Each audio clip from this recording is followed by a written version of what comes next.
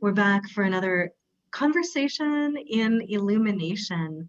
I'm Aurora Light.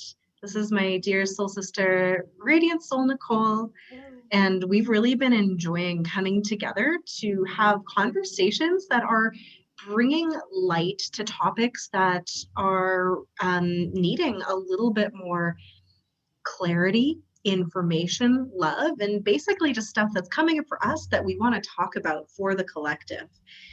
Every week for about a year, I have been setting an intention, feeling into the energy of what's coming up for me personally, and also for those that are in my field that resonate with my energy. And I put that forward. And what came through yesterday when I was feeling into this week's energy was the energy of liberation, which is a super interesting word. I know many people that are holding this for their personal energy for the year of liberation. And isn't that ironic in the years of these lockdowns, quarantines, and restrictions? So we want to dive into the topic of, can restrictions lead us to liberation? And also, just feel into how it can be an opportunity for us when we are being restricted, either physically, emotionally, within our bodies, whatever the outer circumstances, how it's an opportunity for us to go actually outside of the box, to get more creative and to explore things that wouldn't be possible if some restrictions weren't placed upon us. With everything, our philosophy is the ick, the crap, the shit that we don't want to see is actually always there as a gift to show us what we want instead, right? It's a something that's pointing us in the direction of where we want to go. So yeah, it's an interesting topic that's coming through, NIcole. How's this been showing up in your life? Hmm. Yeah, so today I just woke up with this big sense of I don't want so often on Mondays, if you're in the spiritual world, you might be part of lots of Facebook groups and things like that, and everybody's talking about setting up your week for success and what's your motivation for this week and let's get going, and just a lot of pushing, it felt like to me today anyway. Some weeks that feels good, but today I'm like, oh, that feels like so much pushing. Where I am at is today is just surrender with what is and not trying to change anything. So I went for a walk and went in the forest, and everything bloomed over the weekend. It's all the leaves are out, the leaves are blooming, the flowers are blossoming, and it reminded me that everything is happening in perfect timing. There's nothing I could have personally done to make the forest bloom quicker, for it to become spring quicker. It happened when it was supposed to happen. And that gave me such a beautiful reminder that I don't need to push and I can surrender and that I'm held. And I realized that that is freedom, because that takes away all the worry. I don't need to worry. I can just be free and can find that liberation from just being in nature and doing what I'm being called to do rather than trying to do something different. So that's how it's showing up for me today. Mm. When you started bringing in nature, I immediately thought of things, people, animals, seeds in pods, right before they are birthed or break free or, like crack open their shell. Babies, animals in shells, all of that are going to feel the most tight and restricted right before they are born. Same thing when you are pregnant. Like those last little bits, you feel incredibly restricted from being able to like move and breathe. And then that liberation that comes from the birth, from the shell cracking open, from that seed sprouting, is coming from directly from that energy of outgrowing something, right? Of it being too small to be contained within something. Mm-hmm. So that's the feeling that's coming through to me. And I want to bring this from the zoomed in, like a little chick, or I don't know why, but a dinosaur is in my mind, like breaking through the shell, and zoom it out into the galactic perspective. I feel like humanity right now is right at that time where we are being restricted and squeezed by this energy of things feeling too tight, too small, too controlled. And we're about to, though we're not quite there yet, about to break free, bust through all of that energy of restriction into that liberation energy of remembering who we really are and our divine creative power and how we are so much more than we have given ourselves credit for. And I feel like right now we're being squeezed like through that birth canal, and it feels, and it is incredibly restrictive, like incredibly tight. There's so much pressure, but that energy almost has to be there in order for us to be able to break free to the other side. Mm-hmm.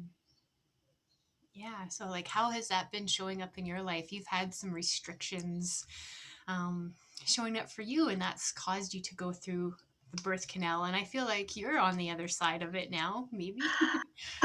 In some ways, for my personal life, yes, but there's other things because we're very multidimensional. We're going through like many different birthing canals at the same time. It's not just one.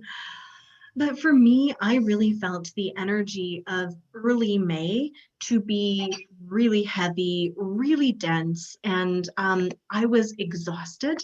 I felt like my energy was restricted. I wasn't able to do what I wanted to do, what I planned to do. My physical body was not having any of it. And I tuned in to see, like, what is this about?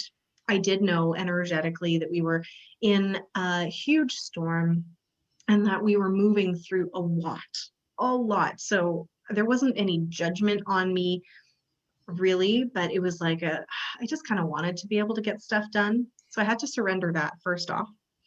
And I checked in to see what this was showing me, what it was pointing me towards. And it was like, go inward, stop doing all of the things that are outwardly being expressed in terms of growing business and doing all the things like I love to do. So I had to go in and focus really on physical body healing and also at the genetic and ancestral healing. I had to do a ton of meditation, clearing, healing work, connecting with wounds that I thought perhaps I had just been able to skip on by, even in my relationship with my husband, things like that. Like it was all being brought up and saying, pay attention to me now. Forget about the outer world and all of that. I need you to dive in and pay attention to this stuff.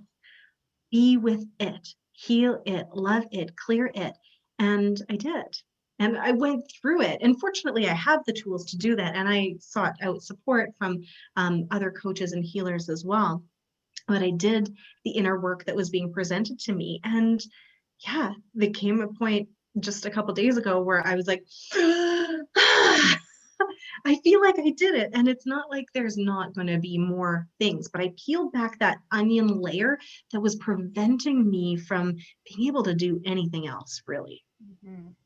Yeah. And it's like, I feel like so many of us, myself included, are like letting go of so much and letting go of stuff on the outside world right now. And it's scary and it's hard because we're like, well, I need to keep doing these things. I need to keep making money and like, doing this stuff. But we're coming into this true reality now. And anything that we've created before this is not based completely in the true reality. So we had to let go of these and heal these things to propel us into the true reality so that now what we can create is from the truth. It is from mm, yeah, I guess just a higher level of alignment, a higher level of embodiment. And as we move through all of this stuff and trust the process, I think what we can create will be even greater and better than what we could have if we were, you know, not listening to what was being asked of us.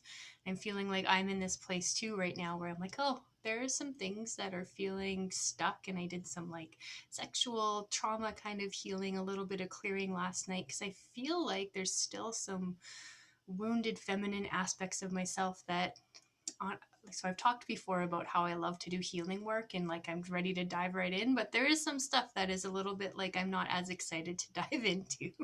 And that is kind of some of it. And I'm like, I feel like this needs to be healed right now. And I'm feeling really a call to let go of some, or to heal some wounded masculine stuff so that I can come into more union of the divine mother and divine father within me and grow from there. And that feels like true reality, not playing those wounded games anymore. I love that. Because, yeah, for me, it was about the family stuff that I kind of had just been like, well, I'm not going to deal with that. No, no, no. I'm just going to move beyond it. And we can't. It will catch up to us. The things that are hanging out in your field from your past lives, from your like soul's lives in your Akashic records, from your childhood, from the collective that have stuck to you, they all get to be looked at and dealt with. And Valerie was just saying with a question mark, praxis.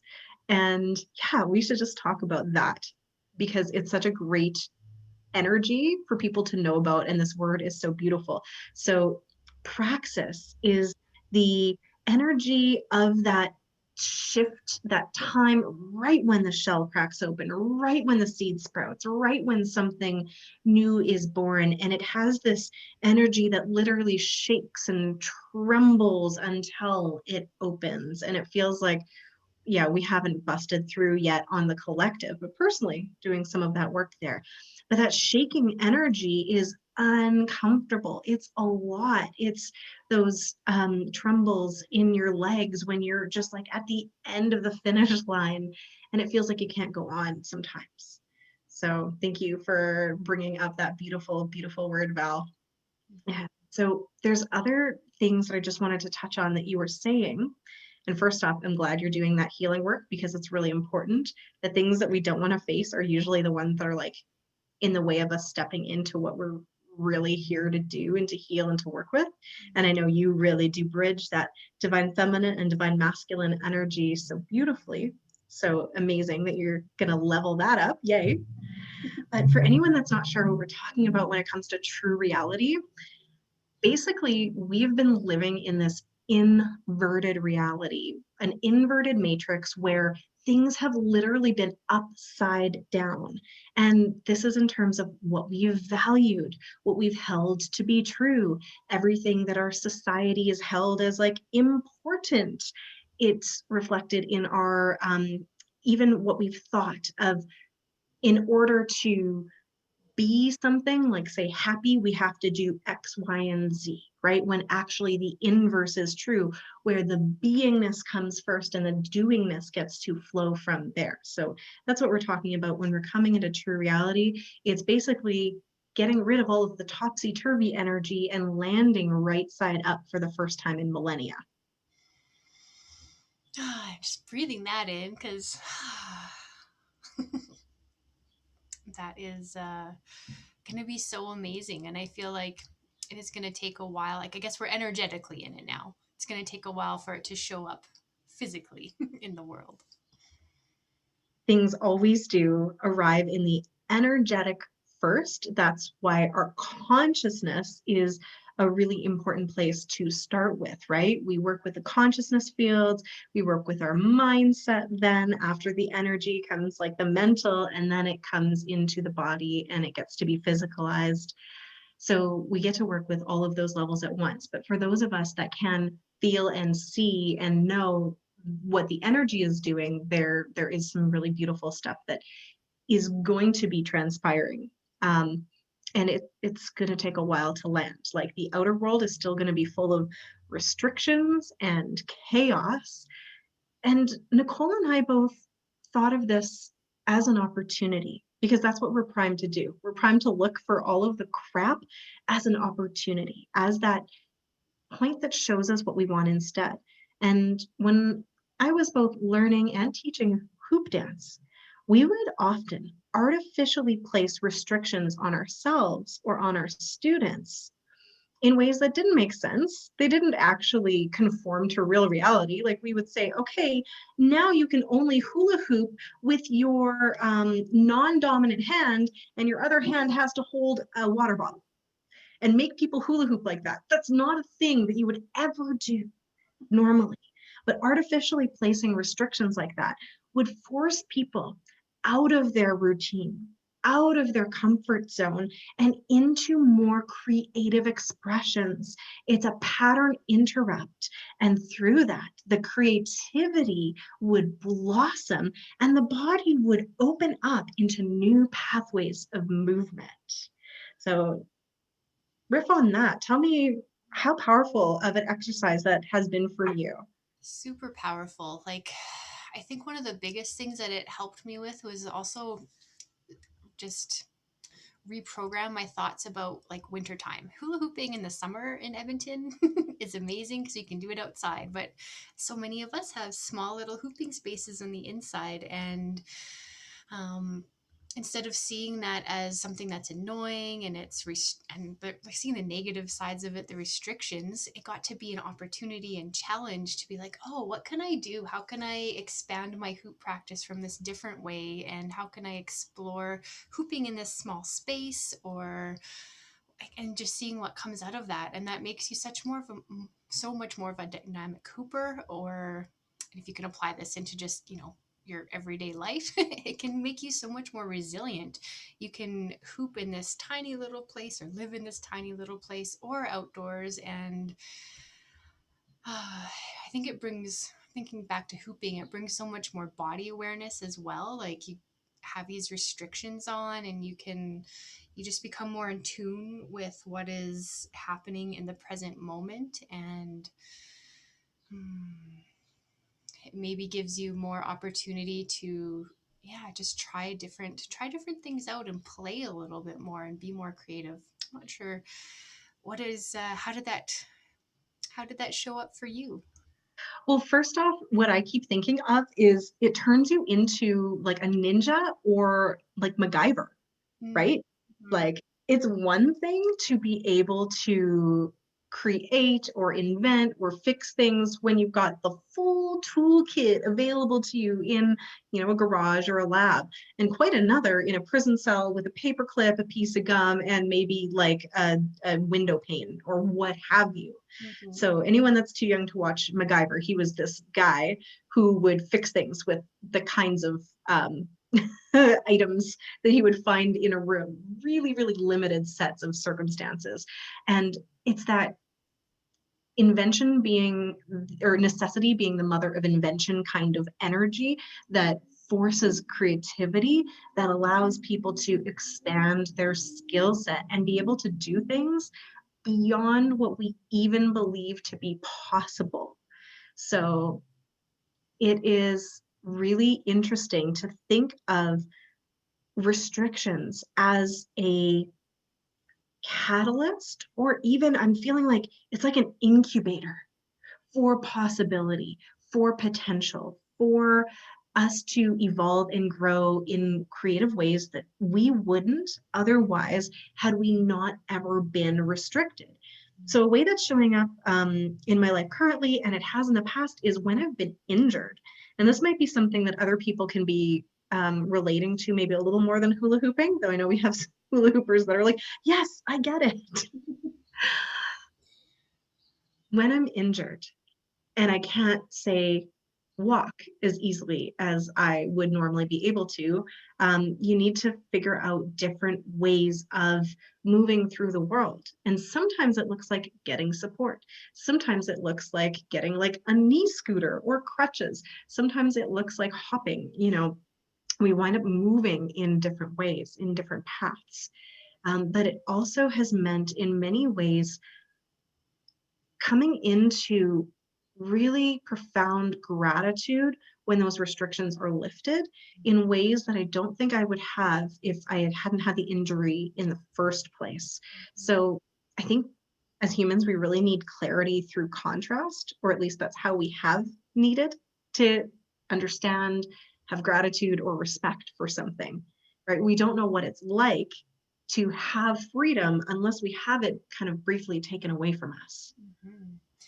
Yeah, I can relate to that so much with my concussion, um, and any other injury I've had for sure.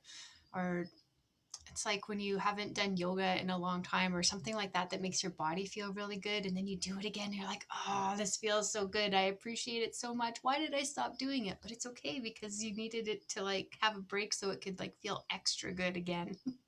And so you could appreciate it just that much more having those restrictions taken away.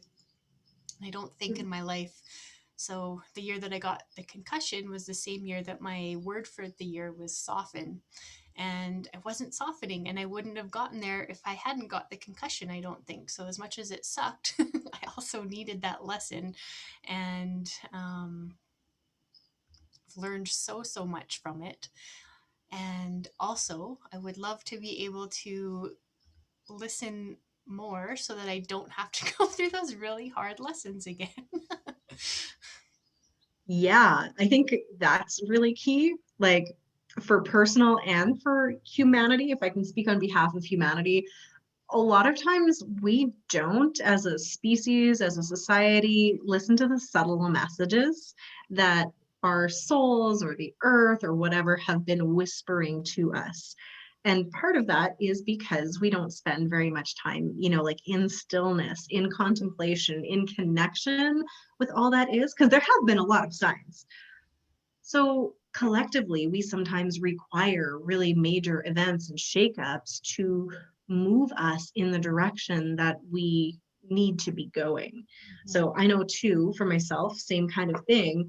In the past, I wouldn't listen to the whisperings. So then something would come along and take me out and be like, bam, broken ankle. Okay, now you have to do all of the learning, the doubling down of self-care, the understanding of you can't do it all on your own and you need support. Like the lessons that the world had been trying to share with me very gently that I rejected just came through in a less pleasant way.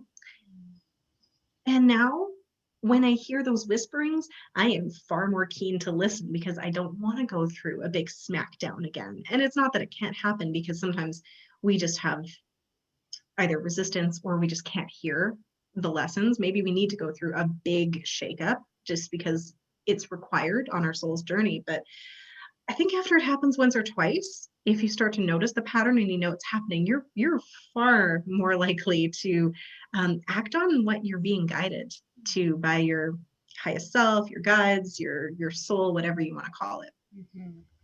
Yeah, absolutely. And that really sounds like a lot what's happened in the last year in the world, doesn't it?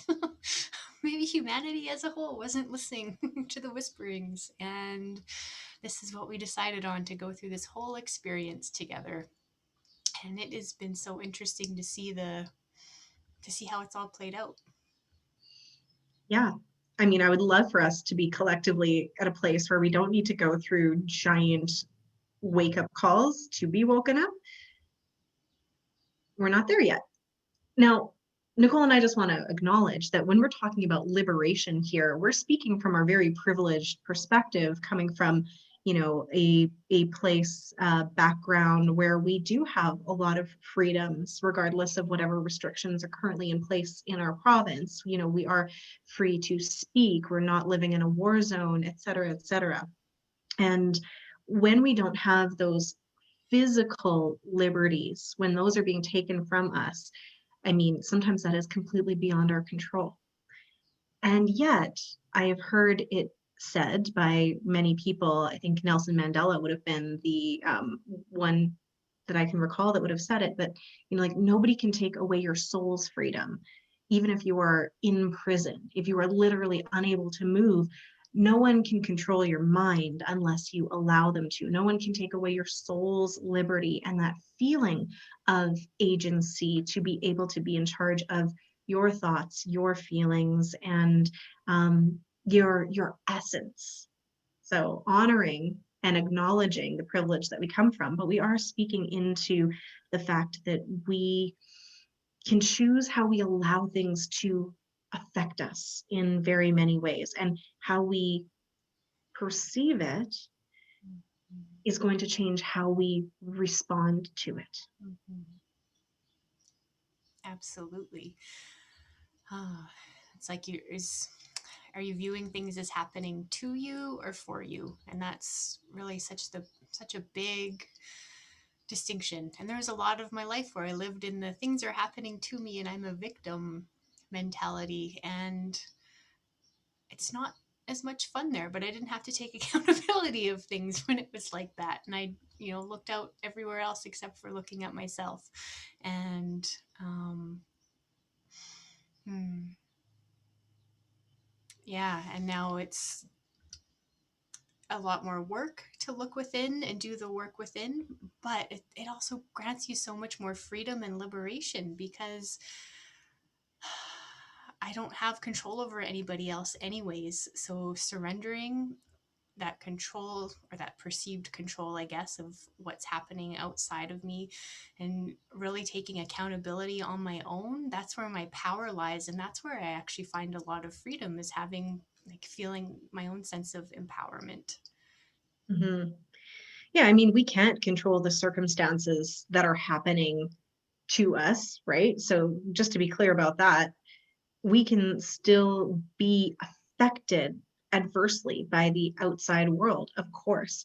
The freedom comes from what you do with that and how you allow it to move you. Now, it does get really complicated if we move into the idea that, sometimes people have been victimized in ways that activates the nervous system, right? And throws us into, um, you know, PTSD or CPTSD in ways that we don't feel safe. Mm-hmm. So that's always going to be the very first thing that we get to do for ourselves to be able to move out of the victim mindset. I mean, if you have freaking be victimized, even shifting that language from victim to survivor, right? Gives you back the agency, gives you back the power. So society is noticing that we need to make shifts out of that victim space. And it's that old inverted matrix of the paradigm that we had been playing out, right? So we are in the process of shifting it. And the very first thing we get to do is shift the mindset and shifting the perception and then calming the body and the vagus nerve and healing all of the fight or flight that comes up in a situation like that, because we can't really do the rest of it, all the spiritual stuff, until the body feels safe enough to do that work. So also just wanting to acknowledge that that is the key for anything that has flipped you into a feeling where you're not safe enough. Mm-hmm. So powerful. So I have a story that's coming up. So this weekend we were at my cabin and I was thinking, oh, it's going to be so relaxing to go out in nature and enjoy that. And then I sometimes forget that I have a 4-year-old daughter and taking her out and doing things like that is not relaxing. And she was having a tough time with things. And she just said she just wanted it to be normal and she didn't want to sleep there. And so she was like, yeah, a little bit more challenging because she was having a tough time with things. But I was holding space for her and she needs to have these experiences. And so she ended up staying like up to like 11 on Friday night because she was scared, and then she still got up at a normal like 7:30 on Saturday. So she was like she was not pleasant most of the day. So we were all tired, and I was like, oh, I should be enjoying myself more. Why am I not enjoying myself? Just it's just kind of feeling eh. And then on Sunday, she finally relaxed. We got got the iPad going for her and she watched a movie and I could finally lay in my hammock for like an hour and a half or 2 hours or something. And I finally was able to relax and really like let myself be held and let my nervous system relax. And then a smile just slowly started creeping up my face and I felt that sense of finally letting go because I wasn't in that relaxed state before and I was trying to force myself to be in a different state without having that key piece of my nervous system being in that relaxation that it needed to be and that release. And when I finally got that, then I'm like, oh, it's all making sense. I was trying to force instead of being with what was. I wasn't accepting where we were at. And sometimes it takes, I guess, an hour and a half of laying in a hammock to get that relaxation. So it's so important. So I feel like that restriction energy is what really we experience in our body when our nervous system is all riled up and it's all like tight and squeezed and it's in security, survival, safety mode. And in order to be liberated from that state, we do need to basically allow all of the restrictions to melt away. And it's only if we're aware of the fact that it's a thing, typically, are we able to do something about the thing. And there are many people that have been existing in a state of fight or flight, their whole lives without really understanding anything different. And that I think is one of the main issues that society is going to need to look at pretty soon in order to support people in moving out of this survival victim, the world is about to end, everything is awful paradigm, right? Which a lot of people are existing in. Because without that feeling of being able to relax, being able to feel safe in the moment, we can't get to that place of feeling free enough to express ourselves and become conscious creators and do all those things. So I love that this conversation has brought us really to the root and to the key. And I'm so passionate about all of the things that we share as practices for people, because that's typically where they start, right? And then we love to bring people further up into the expansive, liberated, soul is flying around the cosmos place like we do in our playground ceremonies and things like that. But we need to relax the nervous system first and to support the body into feeling secure enough to be able to do that. And those are some of the first key steps. So since we're at this space, I think we've talked about some of them before, but maybe we could just throw a couple of our favorite ways of relaxing the nervous system. And I know you've got a few ones that are really great for that vagal nerve in your pocket. So tell us about them. Yeah, so one of them it's called the Oh My God points. It's an Eden energy medicine technique. And so if you're like something, I don't know, pisses you off or you're like worried and you're like, oh my God, where your hands go, you want to hold those points. And it actually like really, if you hold them for about a minute with fairly like not hurting yourself, but some pretty good pressure, it'll start to calm your nervous system and Ooh. just feel like instant relaxation. So this one you could even do, if you're like at work sitting at your desk or something and you just have your head down, you can do that like relatively easily in public. Another one is gargling.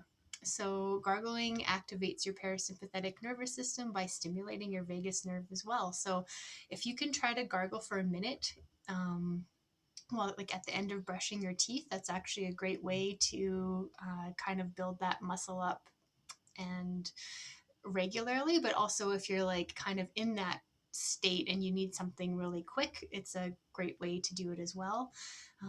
So I don't really need to gargle. People know how to. I was gonna ask if you would. Sure, why not?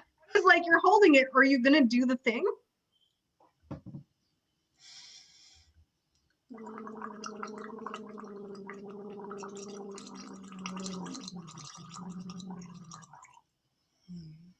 Did anybody else notice her shoulders drop? That was so cool. That was so neat to witness the moment it hit. I'm so glad you did that for us. Thank you. You're welcome. Yeah, those are two of my favorite go-to ones. Do you have any that are like super quick ones like that? Oh, literally shaking. That's one of my favorites. And also making noise, just like getting it out. I mean, sometimes I will do it with like toning, light language. One really silly one that we've been doing is like listening to heavy metal versions of like kids tracks and sometimes just the adult tracks with my daughter. And we just like yelling in the car and it feels very cathartic. And afterwards we're like smiling and relaxed and happy. So My daughter calls it music with energy. And I was never one to appreciate it. I was like, oh no, it's too much yelling. And now I understand that sometimes when you're all jacked up, it really helps that movement of energy. And then you get the endorphins afterwards too. So I tend to be one who likes the big bursts of movement and energy that then create the endorphin rush. So then I'm relaxed. That's what I love, like sprinting as fast as I can, dancing really, really hard, having a good cry. Mhm. Yeah, it sounds like you like to really expel the energy and then surrender after. Yes. And that is that energy of like when I'm feeling restricted, when I'm feeling in that fight or flight, I need to like, and then I'm like, ah. Mhm. So then I feel free. Then I feel liberated because the restriction is showing me like, I really don't like that. I prefer feeling free in my body, free in my mind, free in my soul, free to move and be in that higher vibrational frequency. But as much as I've trained to be there, I can't stay there all the time, right? Like we are human. And with all of the practices that I do, I mean, I'm there probably 80, 90% of the time, but there are times when I am affected by outer circumstances, by stress, by, like the collective energy, by ancestral stuff that's coming up, old wounding. And then I need to move the energy or it's just going to stay there. So when you're feeling stuck, when you're feeling restricted, it's a great question to ask yourself, how can I move this energy, Mhm. right? How can I move it? How does it, or how does this energy want to be moved? And the first thing that pops into your head, do that. Mhm. Right? Or if you're not sure and you don't have a whole copy of, tools, you could write one down for yourself. That's write a whole list. This is what we did in my Evolve program. I had everybody like make up lists and we literally wrote them down of all the different practices that we use to move energy and get back into or stay in alignment and keep it somewhere where we can see it. And using those every day has been a really beautiful practice. That's also why NIcole and I created the playground. We also have our friend Nina that joins us in there as well. And we've got reams of tools to be able to stay or play in alignment. Everything from your presentation that offers like so many different ways of calming the nervous system. Yeah, the 5 techniques to calm the nervous system. I was going to say five, but I also wanted to say a trillion. Like you threw a lot in there, more than that.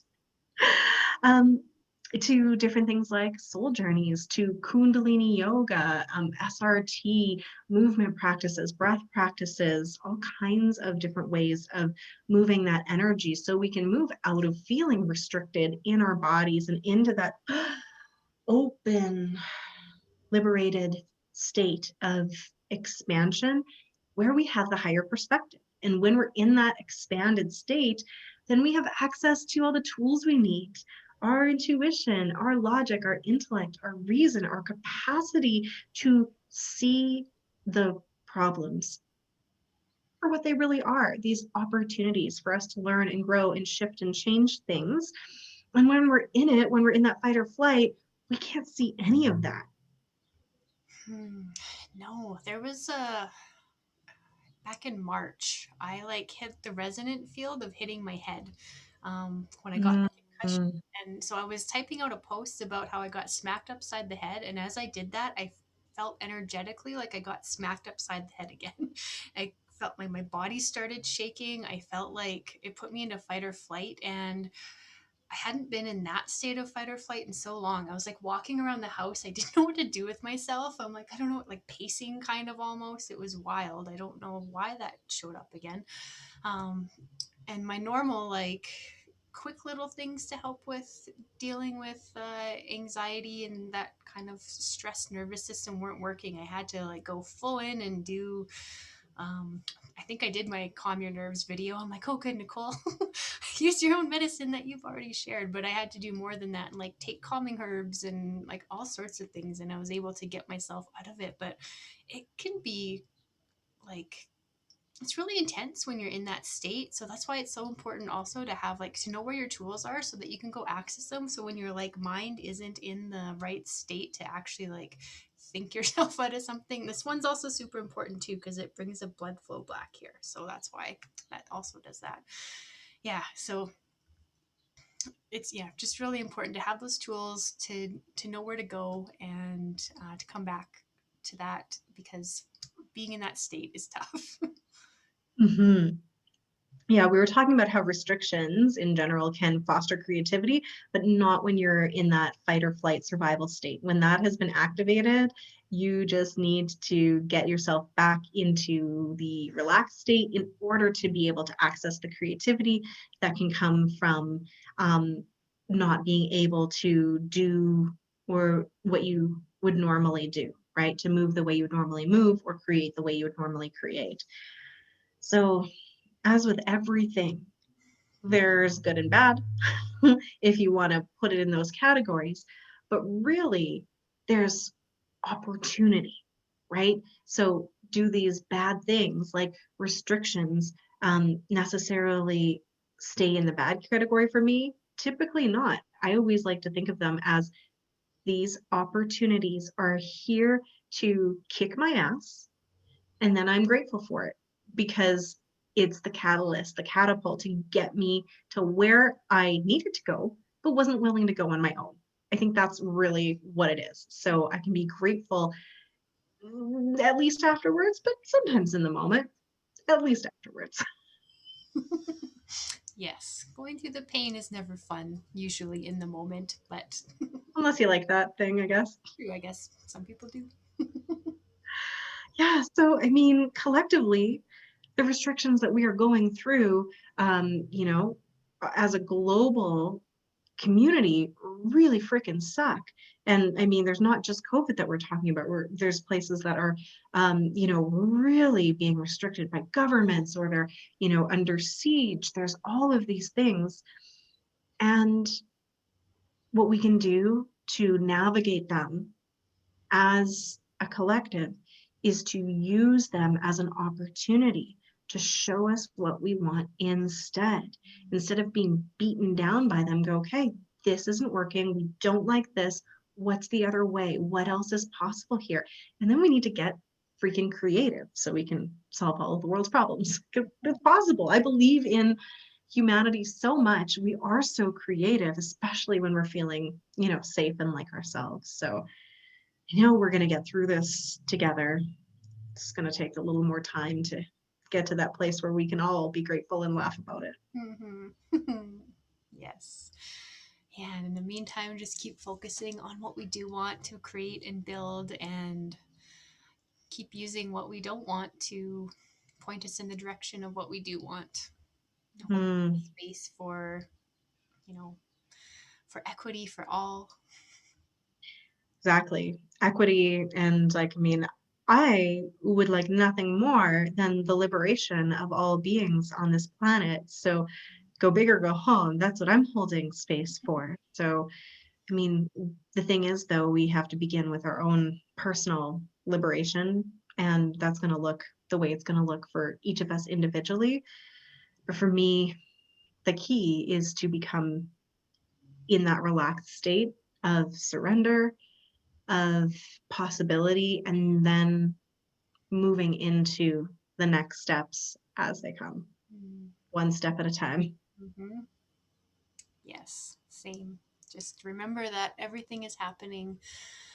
Just look to nature because nature will always give you or at least gives me the guidance anyways that I need. That spring happened. It's going to happen no matter if I try to force it and it's so much easier if I just embrace where I'm at, where we're at. Mm-hmm. Nature has so much to teach us, and I'll just drop a few seeds.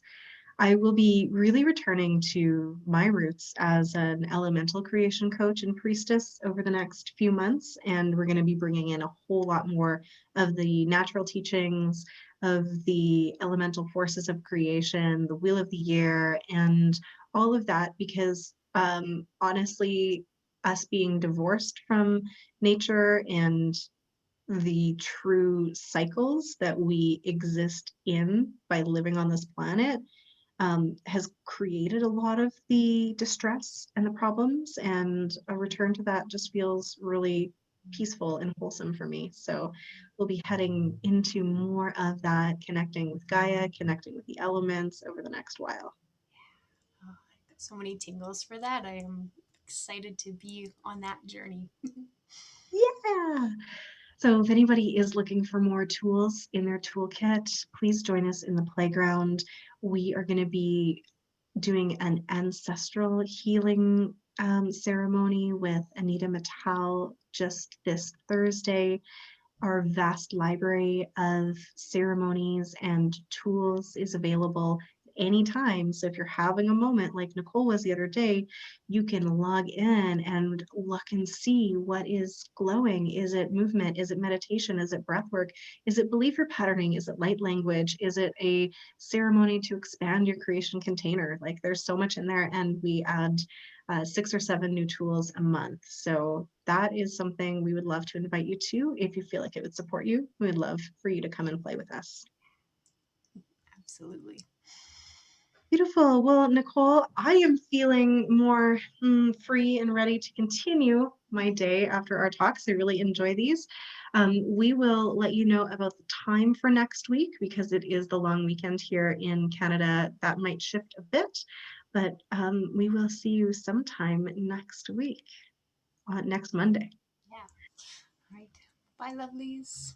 If you're watching this on YouTube, you should probably go ahead and like and subscribe, and we'll wish you a beautiful day. Bye. Bye bye.